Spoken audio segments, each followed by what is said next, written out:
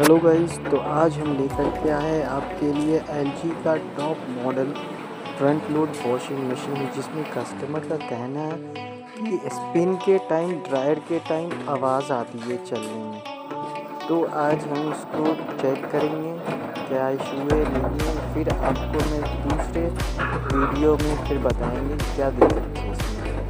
Channel को subscribe कर देंगे और लाइक कर दीजिए।